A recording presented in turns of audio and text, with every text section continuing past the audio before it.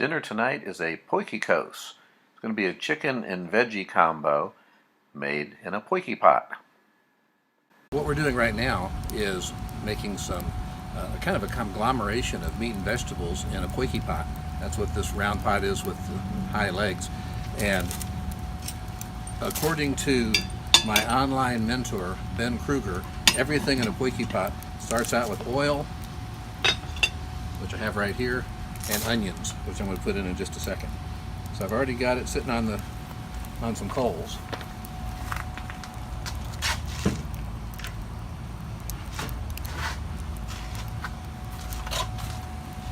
We put a fair amount of oil in, and all I'm doing right now is just kind of sloshing it around the sides to help make sure I've got the sides well oiled.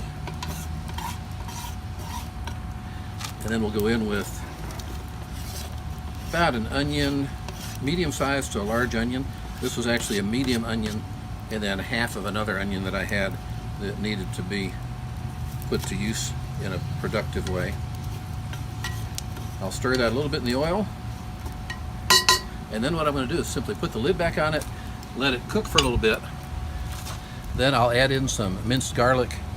Once that's done, then we'll scoop some of the onions out of the way and put in some other items. The next step is to add in our diced chicken, brown that, and then once the chicken is browned, we add back in the onions and the garlic. We give that a chance to simmer until we add in some of our additional ingredients and build our Potjie. What we've done so far with the Potjie Pot is we have browned our chicken, we have sauteed our onions and garlic, we've mixed them together. In fact, come on in and take a look and see what we have right now. So we've got a combination of chicken and garlic and onions. That chicken has already been brined, and so I'm being very limited on the amount of seasoning that I'm going to do. I'm going to add to it some potatoes. The nice thing about these potatoes is they're pre-washed, allegedly, if that works. And once I put the potatoes in, I'll build some other vegetables on top. But I'm going to give the potatoes a little cooking time before I put the other vegetables in. We're done stirring now. Everything else is going to be heat coming up from underneath to finish our cooking process. We're going to end up going in here with some mixed vegetables, maybe some mushrooms, and I don't know, we'll see what else is in the refrigerator. For right now, that's enough to get us going though. Our next addition to the mix is some cauliflower, broccoli, and carrots, and we'll build a few more things on top of that before we're done. We've got our chicken in here, we've got our onions and garlic. We haven't added any other moisture at all, and there's a lot of moisture in there from that, other than the olive oil that we put in.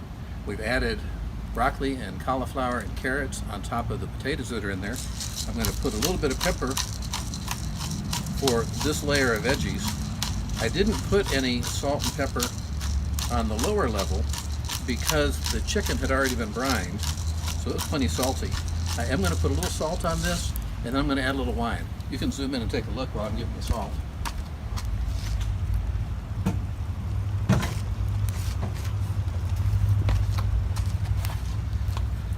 And we're not talking about a whole lot of salt, just maybe a teaspoon or so on top.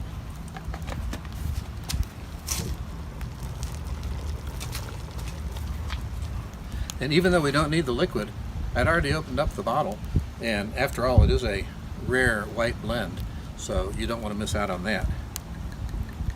So just a little bit for flavor, and that ought to be enough. We're about to add some mushrooms. The only liquid we've put in is a little bit of white wine and a little bit of olive oil. So it's still pretty liquidy, and we're getting some pretty good steam on it. We're still not going to stir it. So we're just going to simply top it with a few mushrooms. We're not going to use this whole container. Also, we're looking at some pretty heavy-duty clouds coming in, and so that's why, if you've noticed the other background, the kitchen is a little bit different.